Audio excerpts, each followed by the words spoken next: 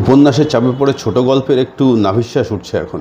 সবাই উপন্যাস পড়ছে, ভালো ভালো উপন্যাস পড়ছেন, কিন্তু ছোট গল্পকে কেউ কিন্তু আগের মতন আর অ্যাপ্রিসিয়েট সেইভাবে করছেন না। আমরা এই চ্যানেলে সেটা করব না। আমরা উপন্যাস যেরকম পড়বো, ভালো ভালো উপন্যাস পড়বো, ক্লাসিক উপন্যাস পড়বো, অন্যান্য লিটারারি ফিকশন পড়বো। অ্যাট দ্য সেম টাইম আমরা ভালো ভালো ছোটো গল্পও পড়বো, সেটা ক্লাসিক হতে পারে, সেটা কন্টেম্পোরারি হতে পারে। আমরা চেষ্টা করবো অজানা ছোটো গল্প খুঁজে বার করে আপনাদের সামনে রাখতে, যাতে আপনারাও সেগুলো পড়তে পারেন। সেই রকমই একটা ছোটো গল্প নিয়ে আজকের এই ভিডিও। তো আমার নাম সৌরভ, আমি এই চ্যানেলের হোস্ট। আপনি যদি প্রথমবারের জন্য এই চ্যানেলে এসে থাকেন তাহলে আপনাকে ওয়েলকাম।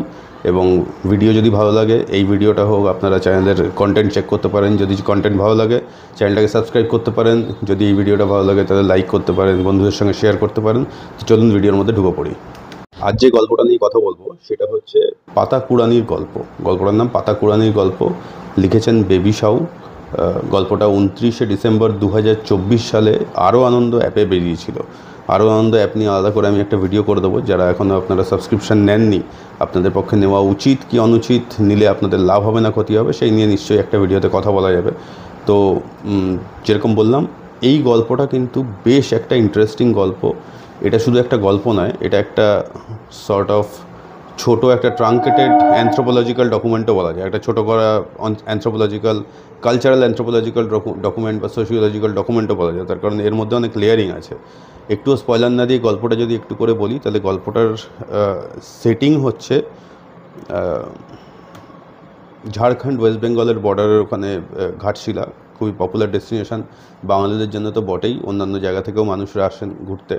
এই ঘাটশিলার আশেপাশে এইটাই হচ্ছে সেটিং। এখানে জঙ্গলের কথা, যে জঙ্গলগুলোর কথা বলা আছে, সেটা কেড়ুকেচা, ধলধুমগড়, ফুলডুংরির জঙ্গল, এই রকম একটা জায়গা।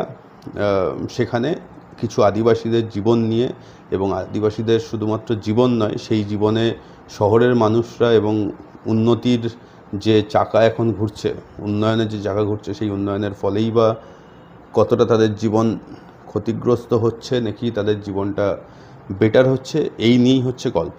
গল্পে আছে হচ্ছে, গল্পের শুরুতেই আমরা দেখতে পাই যে গল্পের মেইন প্রোটাগনিস্ট জয়রাম, সে তীর দিয়ে দুটো খরগোশ মারে, রান্না করে খাওয়া হবে।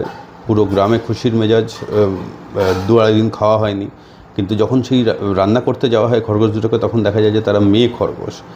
মেয়ে খরগোশ কী করে মারা যেতে পারে, মানে মেয়ে মায়ের জাত, তাদেরকে মেরে কী করে খাওয়া যেতে পারে, এটা সেই আদিবাসী মানুষগুলোর কাছে একটা ওমেন। কিন্তু জয়রাম বা জয়রামের মতন মানুষরা কি করবে, তার কারণ তারা যেখান থেকে এতদিন ধরে খাবার দাবার সংগ্রহ করতো, যেভাবে তাদের জীবিকা চলতো, সেই জীবিকা তো আর নেই। জঙ্গল ছিল তাদের মূল যাকে বলে জীবিকা আর কি। জঙ্গলকে আঁকড়ে ধরে তারা বেঁচে থাকতো। জঙ্গল থেকে ফুল, বেল, পাতা, মূল, কাণ্ড কখনো বিক্রি করে, কখনো খেয়ে, জঙ্গলের ছায়ায় থেকে মানুষ এবং প্রকৃতির মধ্যে একটা অসাধারণ সম্পর্ক স্থাপন করে তো তারা বেঁচে ছিল। কিন্তু উন্নয়নের জোয়ারে তো সেই জঙ্গল আর তো আর নেই। সেই জঙ্গল চলে গেছে শহরের দিকুদের কাছে। দিকু কারা? দিকু হচ্ছে যারা আদিবাসী নয়, সাদা চামড়ার যে কোনো সাদা, বা আমাদের তো সাদা চামড়া হয় না, আমাদের ব্রাউন আর কি, বাদামি। আদিবাসী নয়, শহুরে মানুষ যারা, তারা প্রত্যেকেই হচ্ছে তাদের কাছে দিকু। এই দিকুদের কাছে কিন্তু জঙ্গল একেবারে বেহাত হয়ে গেছে। আদিবাসীদের কাছে কিন্তু জঙ্গলের আর অধিকার নেই আর কি। এটা যখন পড়ছিলাম, এই দিকু শব্দটা যখন প্রথম আসলো, তখন কিন্তু আমার মনে পড়ে গেল আর একটা বিখ্যাত উপন্যাস, ভীষণই ভালো, লেজেন্ডারি অলমোস্ট আর কি, যেটা আমরা চ্যানেলে শেষ করলাম কয়েকদিন আগেই। সেটা হচ্ছে মহাশ্বেতা দেবীর অরণ্যের অধিকার। এইখানে আমি দিকু শব্দটা প্রথমে পাই। আমি আনফর্চুনেটলি শহুরে মানুষ, কলকাতায় থাকি, তো এই শব্দের সঙ্গে আমি পরিচিত ছিলাম না। কিন্তু যখন আমরা এই বইটা পড়ছিলাম, যখন শেষ করলাম, পড়তে পড়তে যাচ্ছিলাম, শেষ করলাম, দিকু সম্বন্ধে জানতে পারলাম, বুঝতে পারলাম। এবার এখানে বলে রাখা ভালো যে আমি যেহেতু একজন সোশ্যাল ওয়ার্কার, আমি কিন্তু আদিবাসীদের জল জঙ্গল জমিনের যে অধিকারের লড়াই, সেই লড়াইয়ের সঙ্গে কিছু কিছু জায়গায় সর্বভারতীয় ক্ষেত্রে যুক্ত। আমার লড়াইটা সম্বন্ধে ধারণা আছে, যতটুকু ধারণা হওয়া সম্ভব একজন সোশ্যাল ওয়ার্কার হওয়ার ফলে। প্লাস মহাশ্বেতা দেবীর বইটা আমাকে খুব হেল্প করলো সেই লড়াইয়ের জেনেসিসটা বোঝার জন্য, কোথা থেকে সেই লড়াইটার উৎপত্তি এবং কেন। এই গল্পটা পড়তে গিয়ে, পাতাকুড়ানির গল্পটা পড়তে গিয়ে কিন্তু আমি আবার মহাশ্বেতা দেবীর লেখাটার সঙ্গে নিজের যেটুকু মুভমেন্ট আছে, যেটুকু আমি সর্বভারতীয় ক্ষেত্রে যা কাজ করেছি, সেই সমস্তগুলোই আমার মাথার মধ্যে চলে আসলো। ভীষণভাবে কানেক্টেড ফিল করলাম। তো এইটা হচ্ছে ব্যাপার। কোনো এক সময় জঙ্গল ছিল হচ্ছে তাদের আদিবাসীদের একেবারে যাকে বলে নিজস্ব জিনিস আর কি। আমাদের কাছে আমাদের বাড়ি যেরকম, আমাদের গাড়ি যেরকম, সেরকম জঙ্গলও ওদের কাছে ছিল, কিন্তু এখন তা নয়। এখন কিন্তু জঙ্গল অনেক পাতলা হয়ে এসছে। আমরা শহুরে সভ্য মানুষেরা সেখানে বড় বড় রাস্তা তৈরি করেছি, তাতে গাড়ি যাচ্ছে, বাইক যাচ্ছে, ট্রাক যাচ্ছে, সবই হচ্ছে। আলাদা হয়ে পড়ছে হচ্ছে এই মানুষগুলো, এবং এই মানুষগুলোর আলাদা হয়ে পড়ার ফলে যে তাদের যে কষ্ট, তাদের যে একটা ছিন্নমূল হয়ে যাওয়ার যন্ত্রণা, সেটা কিন্তু আমরা খুব একটা বুঝতে পারছি না। আমরা যাচ্ছি, এনজয় করছি আর কি, এবং চলে আসছি। তো সেইখানেই এই গল্পটা কিন্তু ভীষণভাবে নাড়া দিয়ে যায়। অ্যাট দ্য সেম টাইম গল্পটার যে সেটিং, যেটা বলছিলাম, ঘাটশিলা, ওয়েস্ট বেঙ্গল, ঝাড়খণ্ড, এই যে বর্ডার, এবং এই যে জঙ্গল, ধলধুঙ্গর বা ফুলডুংরির জঙ্গল, এখানে কিন্তু আরেকটা, যখন প্রথম ওই জায়গাগুলোর কথা দেখছিলাম, আরেকটা বইয়ের কথা মনে পড়ে যায়, যেটাও কিন্তু এই সেটিংয়ে লেখা, লেজেন্ডারি একটা বই, আরণ্যক। এই বইটা আমার 1990 সালে কেনা, নৈহাটি রেলওয়ে স্টেশনে। তখন কোথাও ঘুরতে টুরতে গেলে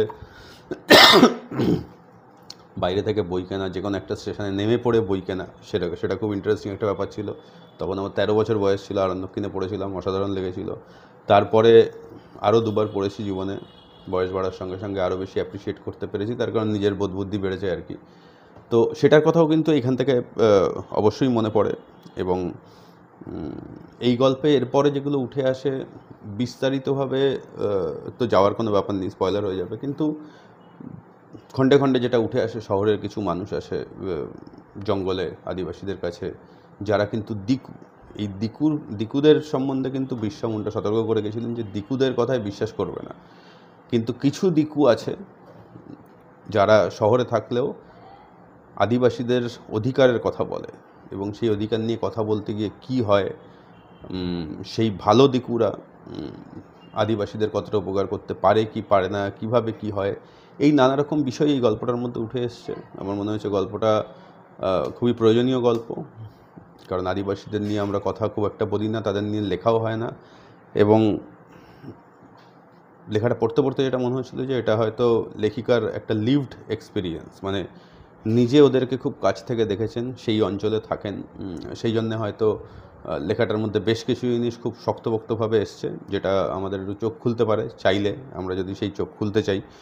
তো এই ব্যাপার। আর মূল চরিত্র বলতে জয়রাম আছে, সে একটি মেয়েকে ভালোবাসে, ফুলকি, সে আছে। ফুলকিকে নিয়ে ঘর বাঁধার স্বপ্ন তার আছে। সেই ঘরটা কবে বাঁধা হবে সেটা তো আমরা ছোটো গল্পে জানতে পারলাম না, কিন্তু এরকম একটা সম্ভাবনা রয়ে গেল। দুজন মানুষ একসঙ্গে হবেন এবং জঙ্গলে কিভাবে থাকবেন, জঙ্গল তাদেরকে কিভাবে আপন করে নিতে পারে, তারা কিভাবে জঙ্গলকে আপন করে নিতে পারে, একটা সম্ভাবনা রয়ে গেল। এই মোটামুটি গল্প, বাকিটা আপনারা পড়ে নেবেন। আরও আনন্দ অ্যাপে আছে। বেবি সাউ সম্বন্ধে বলতে পারি যেটুকু আমি জানি, সেটা হচ্ছে উনি মানে আমি ওনার সঙ্গে সমাজ মাধ্যমে যুক্ত আছি, তো যার ফলে দেখতে পাই যে উনি হিন্দিতেও লেখেন, বাংলাতে তো অবশ্যই লেখেন, এবং একাধারে কবি, তার সাথে সাথে গদ্য লিখছেন, ছোটো ছোটো গল্প লিখছেন, উপন্যাস লিখেছেন কি না আমি জানি না অ্যাকচুয়ালি, এটা আমার না জানা, সুতরাং এখানে আমার কিছু বলার নেই। আশা করি ওনার লেখা খুব তাড়াতাড়ি কোনো শারদিয়াতে দেখতে পাবো, উপন্যাস আকারেও। ছোটো গল্প তো উনি অবশ্যই আমাদের দিচ্ছেন। আমার মনে হয় যে বেশ সম্ভাবনাময় একজন লেখিকা। ভবিষ্যতে হয়তো আরও ওনার উপরে ওনার লেখার উপরে নজর রাখবো, দেখা যাক কীরকম লেখা উনি ভবিষ্যতে লেখেন। আর এই মোটামুটি আলটিমেটলি গল্পটা জীবন মৃত্যুর লড়াই, এটাই হয়ে দাঁড়ায়। মানুষ প্রকৃতির সঙ্গে সম্পর্কের লড়াই, মোটা চালের ভাতের জন্য লড়াই, এবং ঘাটোর জন্য লড়াই। যদিও ঘাটো শব্দটা এই গল্পে কিন্তু লেখিকা ব্যবহার করেননি, ঘাটো শব্দটা মহাশ্বেতা দেবী অরণ্যের অধিকারে ব্যবহার করেছিলেন। তো পড়তে পড়তে এই ঘাটো শব্দটা আবার মাথায় চলে আসলো। ঘাটো হচ্ছে একটা জঙ্গলে ঘাস, মূল, কিছু কাণ্ডের অংশ, এইসব মিলিয়ে সিদ্ধ করা, বেশিরভাগ সময় নুন ছাড়া একটা ঘ্যাট, আমরা যেটাকে বলি ঘ্যাট, ওটাই হচ্ছে ঘাটো আর কি।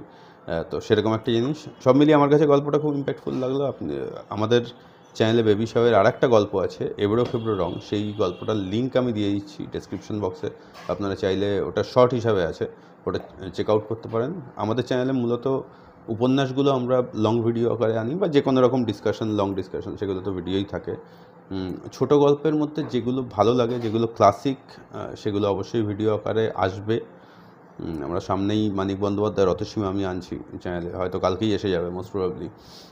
তো সেইটা নতুন ছোট গল্প, যেগুলো ভালো, যেগুলো ইম্প্যাক্টফুল, যেগুলোর একটা লেয়ার আছে, পড়তে গিয়ে একটু চিন্তা করতে হয়, সে ধরনের গল্প লং ভিডিওতে আনবো। আদারওয়াইজ কিন্তু আমাদের বেশিরভাগ ছোট গল্পই শর্ট হিসাবে ইয়েতে আনা হয়, আপনার মানে শর্ট হিসাবে আনা হয় আর কি, শর্ট হিসাবে ইয়েতে আনা হয়। তো এইরকম ব্যাপার। দেখা যাক, আপনারা যদি গল্পটা পড়ে থাকেন কেমন লেগেছে জানাবেন, যদি না পড়ে থাকেন পড়তে পারেন। আরও আনন্দ নিয়ে একটা ভিডিও পরে আমি বানিয়ে দেবো। এই আপাতত বলার, নেক্সট ভিডিওতে দেখা হচ্ছে। Bye bye.